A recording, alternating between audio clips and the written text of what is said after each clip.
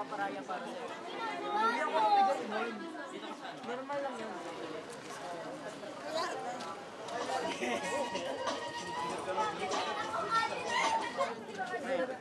Ako si Renz Miguel S. Mauricio. Aakit kami ng mga kapananan kasama si Rev Michael Mauricio. Excited kami kasi ngayon ko lang mararamdaman yung river crossing. Okay, right now we're gonna be with the 8 visually impaired from Team 00. And then we have 3 from the amputees. Ang parents, alam niyo na usapan natin, it's either sa likod sila or sa harap. Break time, you can be with your kids. Okay, the hike itself, ang tansya natin is 5 to 6 hours one way. Okay, guys, reminder, when you talk to the kids, remember, you know how it is, be descriptive. Huwag tayo mga doon, dyan, kasi hindi nila maintindihan. So, be specific. Let them feel that nasa bundok sila. So, let them feel it. You know, these guys, grabbing imagination nila. Sa Renz, mong to. Estimate ko Oo nga eh, sana mag-enjoy tayo ngayong araw. Parang sinabi ko po kay Mami, gusto ko pong i-try. Exciting kasi adventure po eh. Gusto kong ma-challenge sa mga batuhan, sa puno.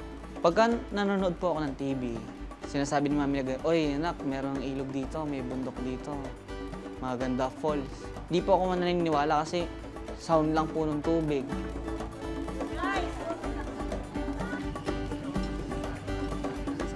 Ang una po namin inakit na bundok is Mount Makulot sa Batangas. Na-experience ko na po. Naramdaman, ganito pala yung bundok, ganito pala yung ibon, ganito pala yung sound ng mga insekto sa paligid. Yan yung wall. Bahagi na siya ng bundok. Papain na. Eto. Sa forward mo pa rin. Yan po yung wall na yan. Parang maputik siya. Parang Nilulumot na. Oo.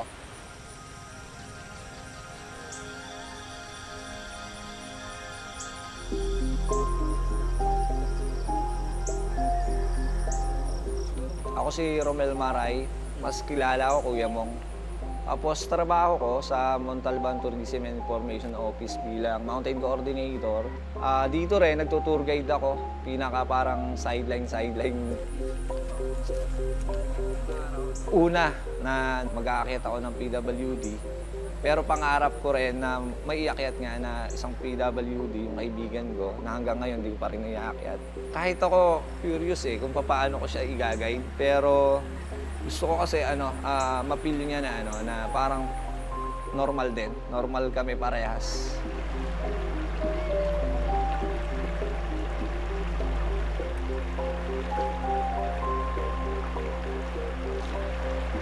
First time ko pong makaka-experience ng river. Isa yun sa mga choice ko po na plano kong gawin. Bablog ako ng first time kong mararamdaman doon, makikita doon. Hi guys! Ito po yung una kong vlog. So may araw na po. Tatawid na po kami ng ilog ngayon.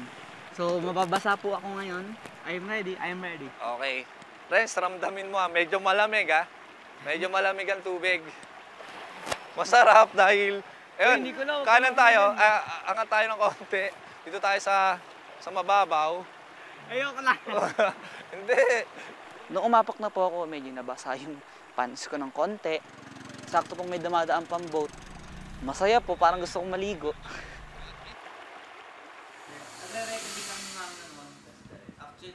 Hindi siya mahiyain kasi nga bata pa lang, in-expose ko na sa tao. Pag wala siyang kausap sa bahay, kasi siya nagtitim talk.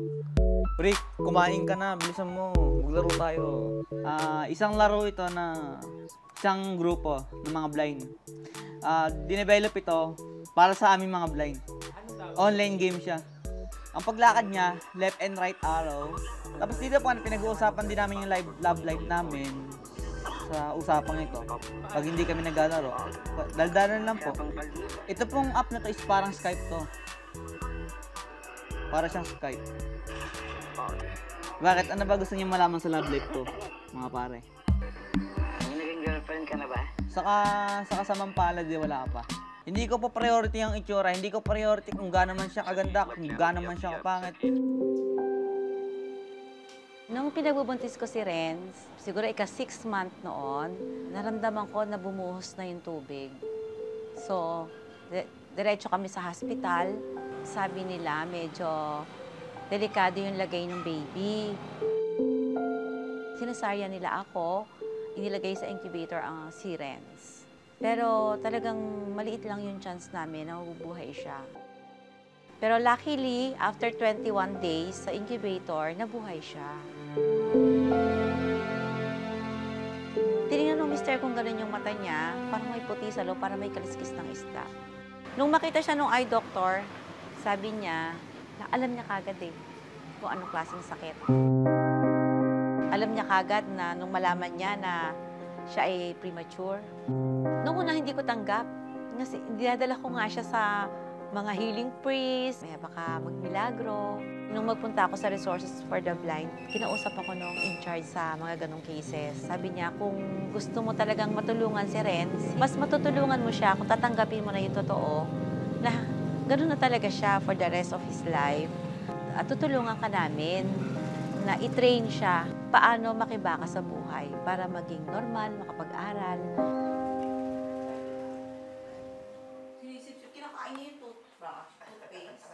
Siyempre, hindi naman palaging may kasama siya sa bahay. Siyempre, kailangan niyang marunong siyang mamuhay mag-isa.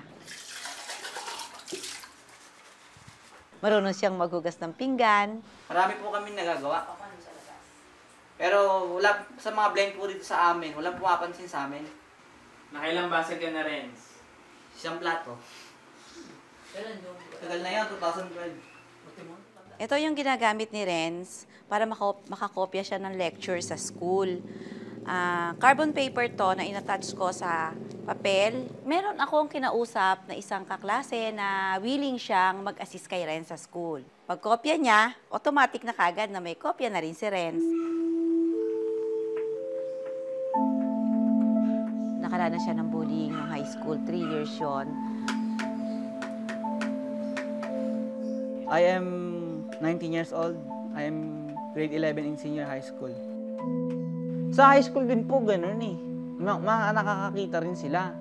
Ang kaibahan lang po, may kasama akong blind sa room. Isa, lalaki. Eh, mukha po nga tayo yung isang kaklase eh. Ayaw nang may kasamang isang blind pa eh. Nagbe-verbalan po ang type ng pambubuling nun. Kung akala nyo po na ang mga blind magkakapamilya, minsan nagkakaaway din kami. Nagkakaroon din ng di pagkakaintindihan, gano'n. Hindi ko po alam kung inggit ba. Tinapat ko siya, ba't ka ako kung ginaganito mo? Ano problema? Ayaw ko na sa ugali mo. Hindi matured, walang girlfriend. Ba't kaya hindi magka-girlfriend, ganyan ugali? Kaya hindi ka magka-girlfriend, ganito ka kasi. Makulit ka, madaldal ka. Nagulat kami, hindi sighted, yung nambuli sa kanya. Pero nung una, sabi ko, tinuturoan ko siyang lumaban. Lumaban, hindi physically, yung sumagot ba? Ganon, kasi parang ang nangyayari is, dinadown niya. Sa halip na i-encourage, dinidiscourage niya sa mga bagay-bagay. Nag-home study siya for several weeks. Nung alam naming medyo nag-subside na, saka namin ipinasok.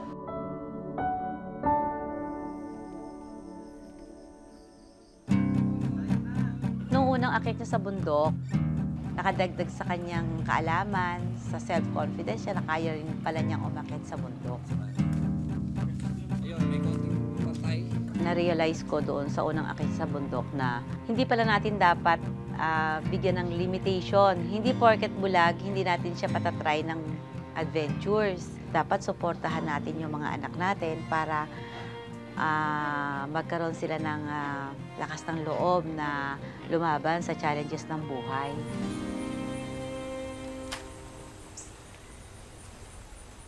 May mga puno ng saging. Etong puno na hawak mo, avocado. Tapos ito, mataas na step. Mararamdaman mo yung ugat. Na-smell ko po yung mountain, yung puno, damo, yung nature, narinig ko po yung mga huni ng ibon. Tahimik na paligid. Parang masayang buhay, ganun. Tiwalang-tiwala po ako kay kuya mo kasi masarap po siyang kasama. parang iisa na lang kami. Pag nagbilang ako ng 1, 2, 3, sasabay kami ng step. Isang katawan na lang yung dumadaloy. O, step ako, step siya. Isang galaw na lang kami.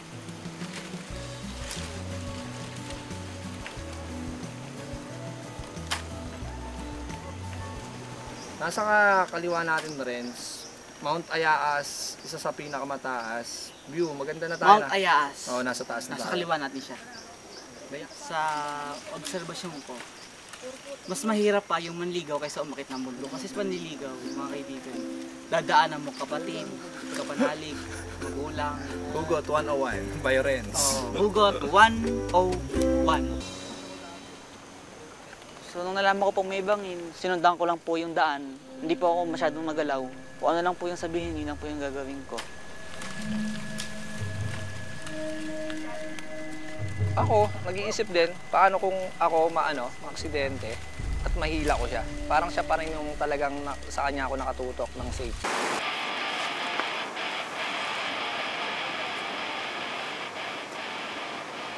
Siguro mga may 60 na bundok yung naakyat ko na. From Rizal, then Benguet, mostly yung ko. Pag nandun ka na sa pagkakataon na nasa bundok ka, masasabi mo na napakaganda ng kalikasan, napakaganda ng gawa ng Diyos. Tapos pag nasa taas ka, wala na yung hirap, iba na yung mind mo, parang free na malinis na ulit, kasing linis nga nung nakikita mo. Minsan nakayakap ako sa puno parang gusto ko i-feel yung yung energy niya. May buhay yung mga puno Ewan ko, kinikilabutan tuloy ako. Pag nakayakap ka sa puno, parang yung pagyakap ng kalikasan sa'yo, parang lumalakas ka talaga. Okay, kaliwa lang tayo, Renz. Kaliwa. Oo, nasa bangin tayo na area. Daan-daan lang tayo. Okay, Renz, saglit lang Medyo to. Bigay lang. Alalayan lang. Stop ka dyan. Okay. Kaya yung bigat natin, nasa kaliwa. Trend ka lang sa akin. Tapos, puro kaliwa ka. Yung damong nararamdaman mo, pwede mong ng paa. Oo. Kaliwa ka pa. Okay. Okay, yung... Ganyan rin stop ka ulit. Medyo nasa bangin kasi tayo. Saglit lang. Ulit. Okay. Hawakan na sa akin. Yan. Sige, sundan mo lang. Kapit ka lang. Trend ka lang sa akin. Trend ka tulad. Oo, trend ka lang sa akin. Trend. Trend ka lang muna sa akin. Tapos sa kaliwa lang habang nagtetrend tayo. Kaliwa yung bigat mo. Kaliwa, okay. Ako, nag-iisip din, paano kung ako maaksidente at mahila ko siya. Parang siya pa rin yung talagang sa kanya ako nakatutok ng safety. Kapit lang, kapit. Okay, straight tayo.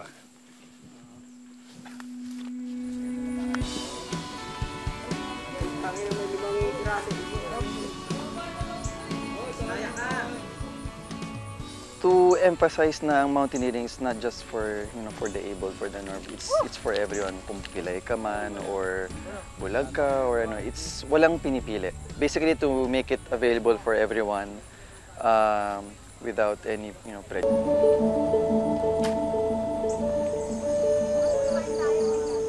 Dito kami ni Ren sa Elmer's Peak. Ako nakikita ko ang Makapunang Banoy, Pamitinan, Binikayan, Mount Parawagan, yung Susundalaga kanina. Nagsa-shoutout ka na ba? Okay. So, sa mga kaibigan ko dyan, so binabati ko kayo lahat.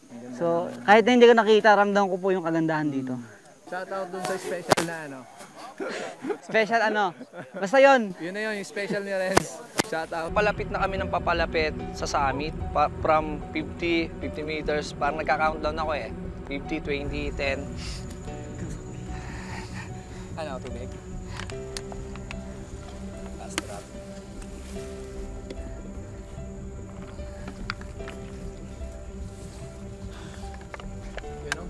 Friends, 5 meters.